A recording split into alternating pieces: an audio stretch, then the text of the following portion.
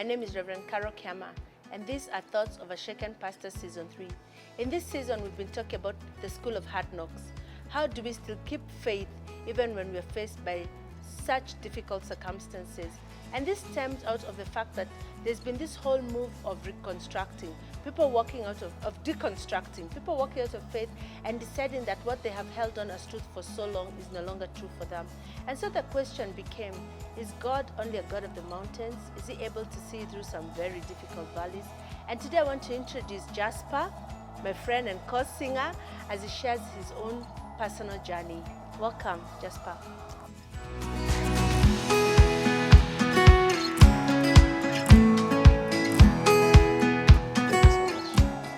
So tell us a little bit about yourself. Yeah, Jasper is a third name. My first name is David Njero. So Jasper is the common name that is known almost everywhere. But David Njero, that's my name. So I'm born again. I'm from Embu and doing business in Nairobi. I've been brought up in a Christian family. That is like, since I was born, I was taken to church, Sunday school.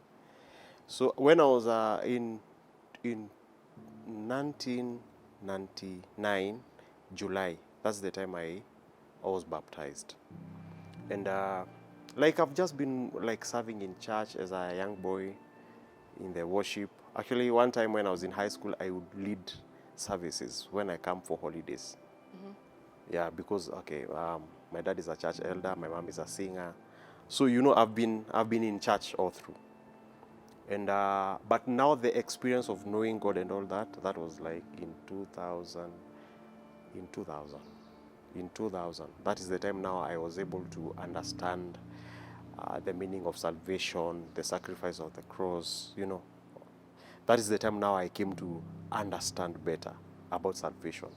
And that's the time I was able now to like make the decision of standing firm in faith and trying to understand what God wants in my life as a young person.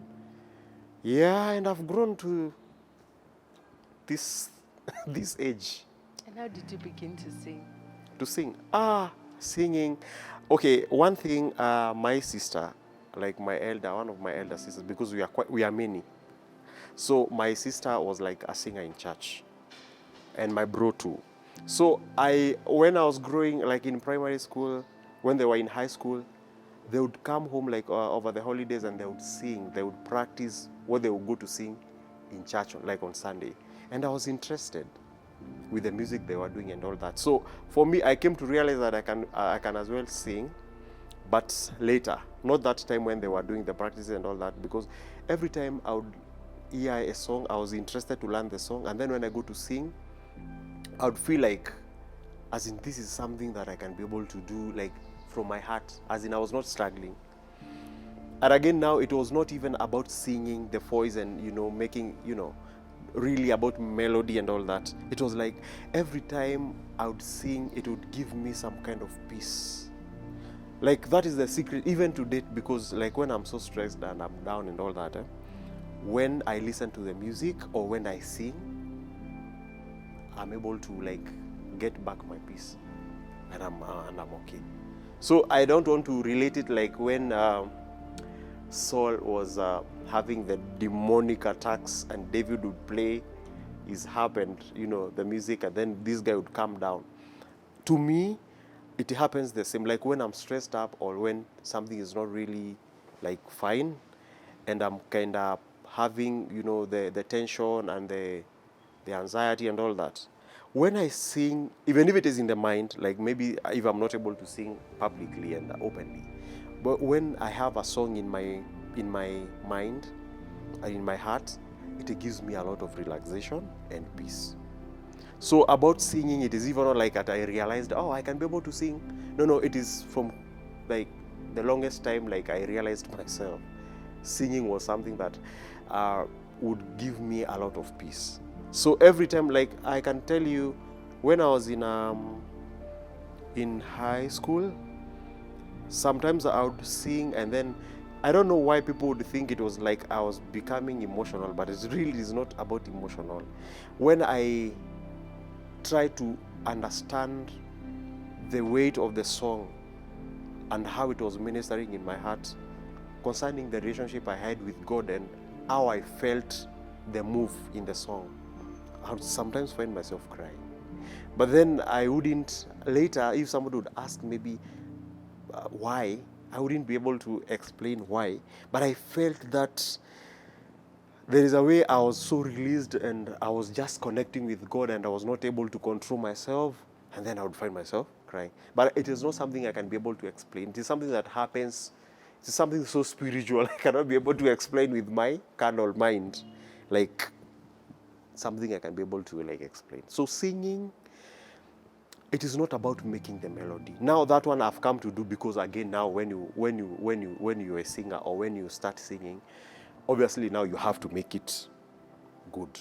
You have to make it come out good and smart. So, but the thing is, for me, it is not about the melody, the weight of the song, what is in the song, the connection that comes with it. I'm married to Mercy, and we were brought up in same church, like from Sunday school, getting to high school, Carole, and then we met.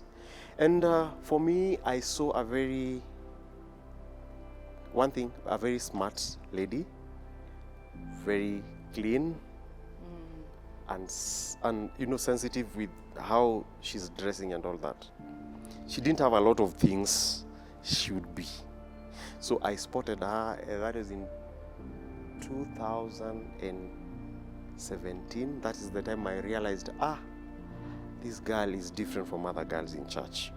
But I didn't have the thought of she's going to be my wife, So, yeah, in 2008, that's the time now out of interacting you as the youths, and we are growing, and that kind of moments when we are together, we are having the rallies, we are having those meetings and all that. So I was like, the way she's doing her things, this is how I like things to be done. Yeah, this is how I like things to be done. So I was not able to even sample the rest. I was not able to sample. It was and liked. Yes, and it's this one, let me first of all pay attention to this. Then, honestly, I just loved her. After some time, I was able to talk to her, and she would listen to me. She does not rush to say anything. She would listen, and then she's going to give a very opinion that is not harmful. She's very harmless. Even if she does not want something, she would not say it I don't want. I don't think that is fine, but I'll tell you, I'll get back to you. So you see, even if she's not taking that thing, there's a very kind way of, saying no. And I liked it. And even today, that's how she is. She will always be very gentle. Yeah, gentle. And I think that is one of the things that every man would want. To have a gentle wife who is always yeah. So that is when we met in 2008, and then I didn't feel like I would wait any longer to have this precious person in my life. So in 2009, I was making it public that I'm dating this lady. Because already I didn't ask her can we start dating? We found ourselves dating because we became fond of each other. We are friends. After church, we'd go together. We'd sometimes go to town and have a cup of tea. Before I realized it, it's I was almost proposing. That is in 2009. But then because of work, because I was working in a different town, then we were not able to meet every time. So in 2010, February 14th, Valentine's Day, I was able to propose to her. I asked her if she would marry me, and she was surprised at first, but she knew I would one day propose to her because we were talking a lot of things. We were talking about children, and we would say our children. So I knew then she would say yes. It took you 5 years to figure out that she'll say yes. Not 5 from 2007 all the way to 2009. So 2010 February, that is like the 4th year. That's the time now we were like, I talked to, it was in the evening actually. I can't remember the day, but the date was 14th February. And we had gone, we were out, I think it was on a Sunday. If I'm not very wrong, it was on a Sunday. So we were like, after church, we went for lunch in town. And then we spent the day in town. Later, when we were going home now, she was staying in a different place. And I was staying in a different, but in the same town. So like in the evening, we were like, I was escorting her. And I felt like I would just want to tell her that particular time. Again, now that day was Valentine's Day. Siku ya wapenda now, and I was like, it is today. So when I asked her, I proposed, she was like, yes. I had my ring. So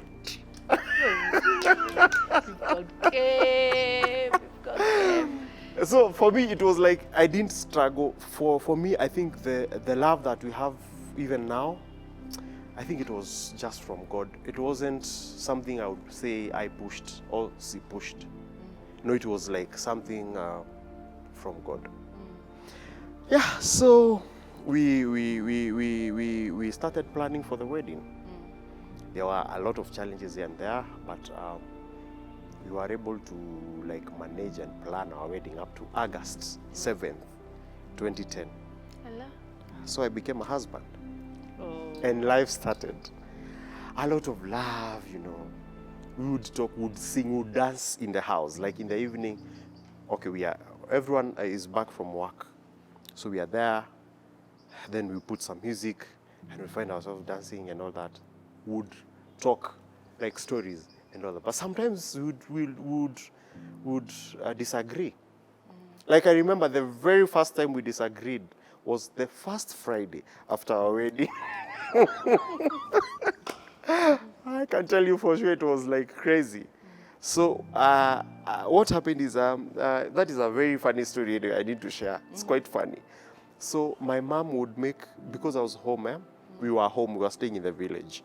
So after the wedding, actually, we moved to the village because I have a house there. Compound. Yeah, at our parents' compound. So my mom would prepare tea in the morning, and then she would send my niece to come and bring the tea.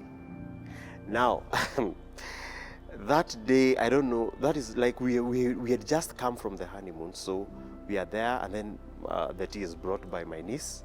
And the funny thing, the comment that my wife like said was like, "Ay, hii chai akini refu sana. You'll need to buy milk. We'll be making tea here." And then I don't know what happened. I felt like, as in, this is what you can say, na hii chai imetoka kwa madhe and all that. So I was outside, like outside the window, she's inside, and then she has commented when she's inside, and now I'm outside the window.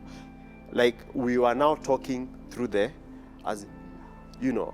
And I became a bit angry, and that's the time I realized like I was again struggling. That's the time I also realized like I had anger. It's only that it was hidden.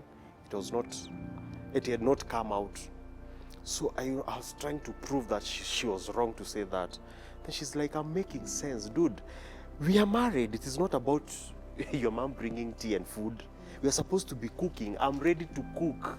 As in, I came so that I can cook for you. I came because like, why are you not seeing the sense of what I'm trying to tell you?"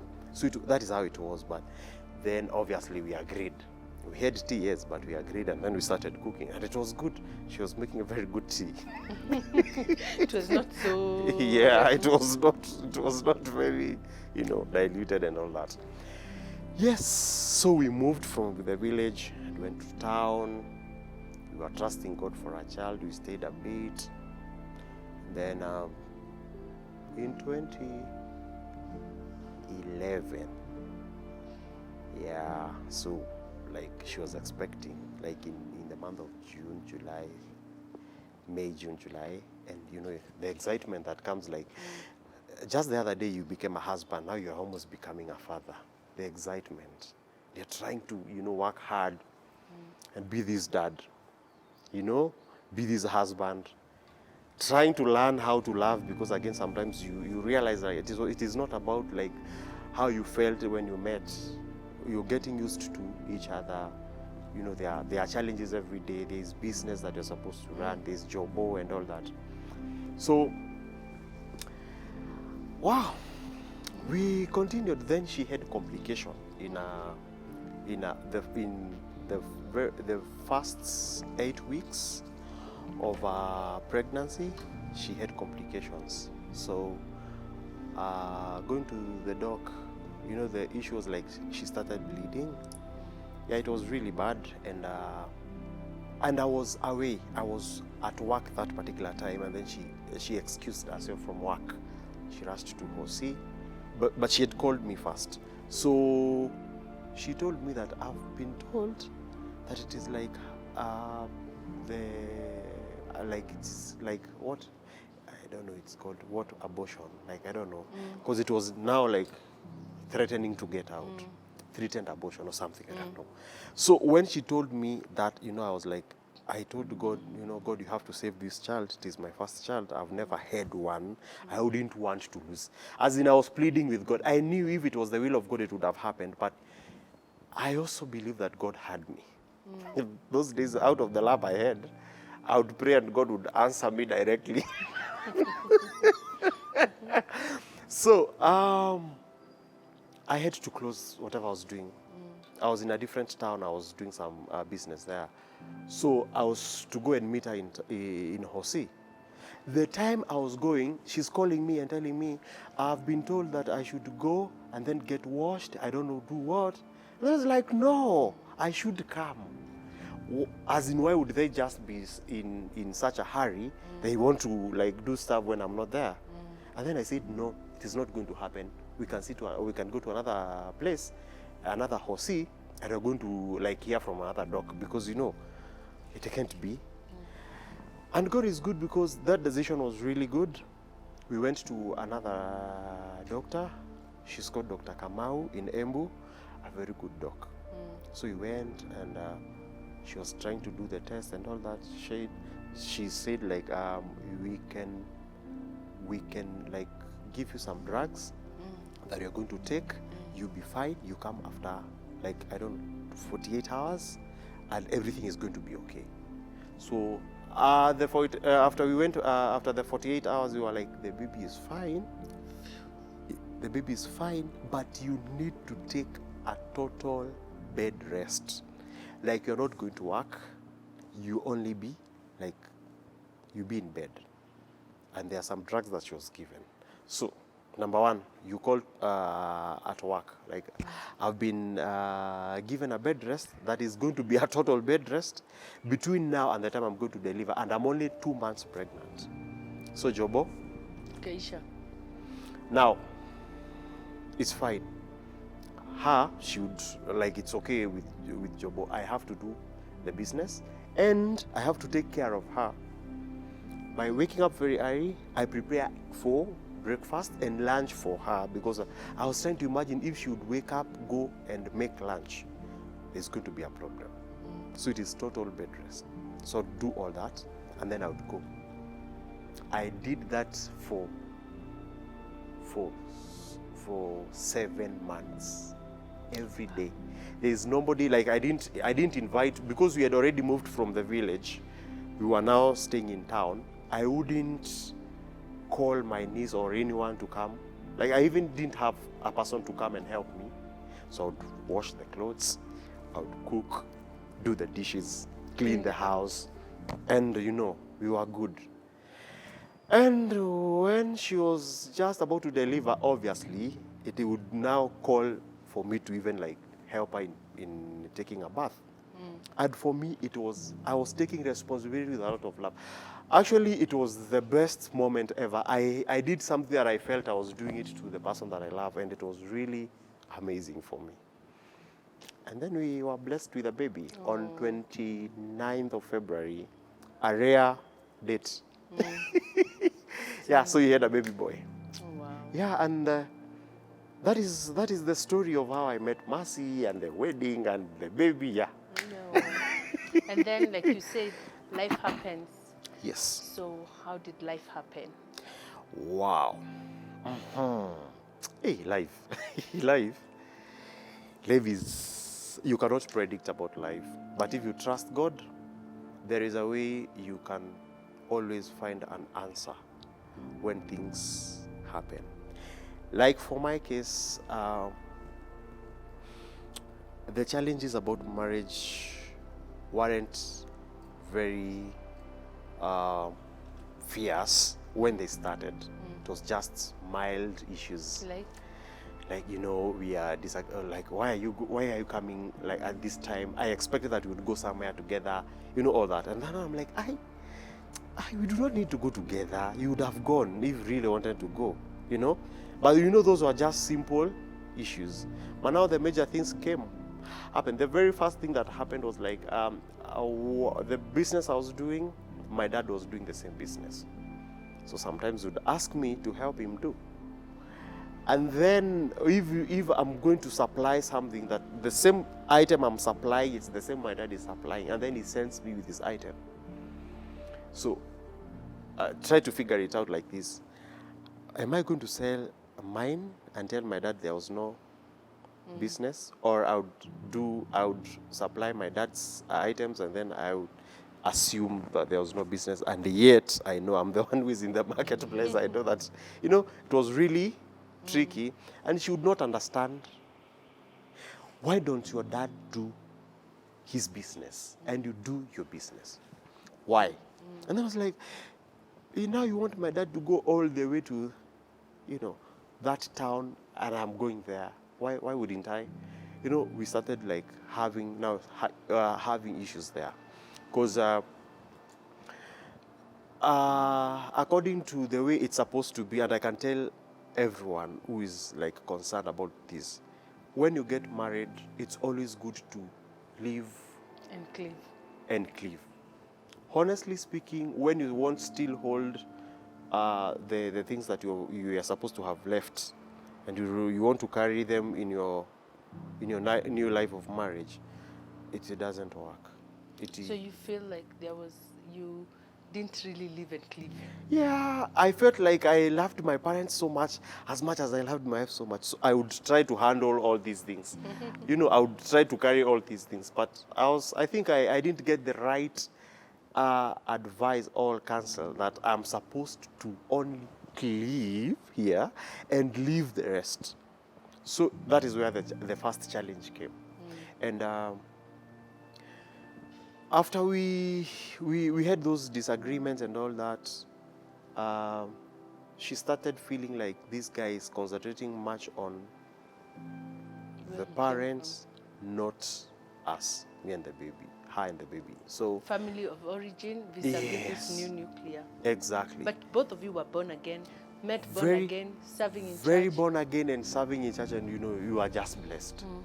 So obviously for us I started looking for a job, because I felt like, now this one, where my dad is coming in and I'm not able to like ignore my dad, and all that. As much as she's making sense here, I'm not able to to detach from my dad and the business and all that. So I started looking for a job, and she suggested that I even apply a certain job in Mombasa, because there's a friend of her who was working in the same place and there was a vacancy. So what if my hubby would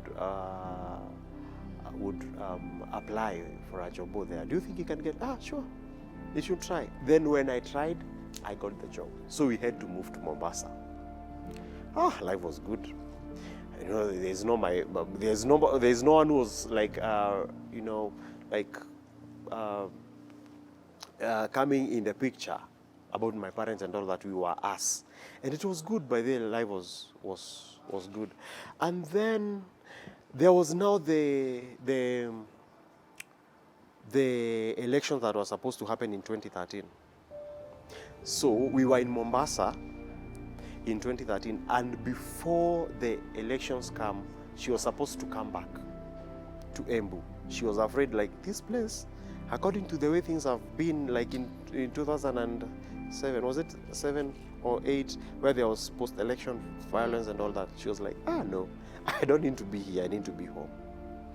So now she moved, because it was supposed to happen in March, I think. So in February, she moved back to Embu. And now that is the time I started feeling like, I'm not having anyone here. Like the way, the commitment of, like, you are going home, you are trying to, like, spend wisely, and you agree on what you are going to do, then I'll do my things, I'll buy stuff, all that. Then she felt ignored because she would want money to spend with the baby and her. But then, I don't know, for some reasons I was not sending the money. So for her, she felt like this guy wants us to suffer or something. Doesn't care about us. Yeah, doesn't care about us. And she felt like, he started by helping the parent. Now he's, doing things by himself. He does not even, like, call. Sometimes I call and he does not receive the call. Even if I was really not intending not to receive the call, maybe I was somewhere and then I was not able to, like, I was not near the phone or something. When I called to explain, then she would still not understand. But I really understand, because I really understand she would feel the same. Because again, even if it was me, and then I'm trying to reach out to somebody, like on phone, and then you're either busy, and then next time you're not receiving, and then I text you, you take a lot of time to, and I know the job that you do. Other times you used to talk, like, what has happened? So I felt like, if I was her, I would also still feel the same.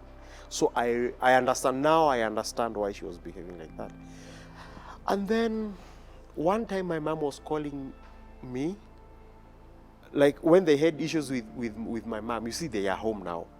When they have, the in-law, the daughter and mother-in-law issues that come, like, you woke up at 10, yes, I expected you wake up at 7 so that you can help us to prepare tea. She's like, I'm married here and I'm in my house. It's not like I'm your daughter, like, I need to be told what to do here, It's just like I'm living in your house. Yeah, those issues. And then my mom would call me. Now, and she wouldn't call me right on her face. She would go somewhere, even if it is in the farm or somewhere. She would call and try to tell me, I don't know what. And then I would feel bad about her. I started feeling bad about her. Like, why would my wife do that? She's supposed to have woken up early and help my mom. And it was making sense when my mom would tell me than when she's telling me something, And she felt like, yapana. This is not the kind of life I wanted. She decided to move, to go back to her parents. You see, as in the issue is quite petty. Honestly speaking, like, I would have, like, responded to her and supplied whatever she would have wanted, and she would have lived better without having the commotion with my mom. Because if she would wake up in the morning, she would make her own tea and food and nurse the baby and do all those things, then there could be no issue. But now here, she does not have that small stuff that she needs to use to be comfortable. She will have to rely on her parents. That is where now the issues started. And then she moved. She called me actually and told me, you know what, David, the way I'm seeing things, it's like you listen to your mom so much and your people so much, you don't listen to me. And because I don't want to start forcing you to listen to me, I think I need to go home. And I was like, no, I'm coming. No, we are going to. And then she was like, now you said you're coming because I've said I want to go.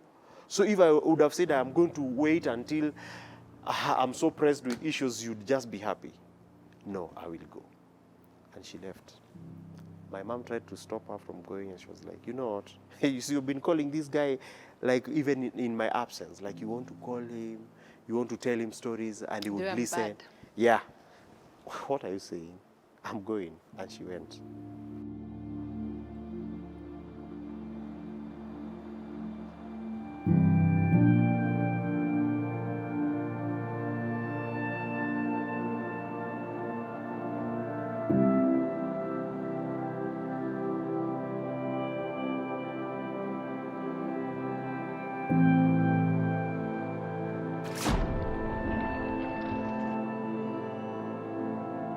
you.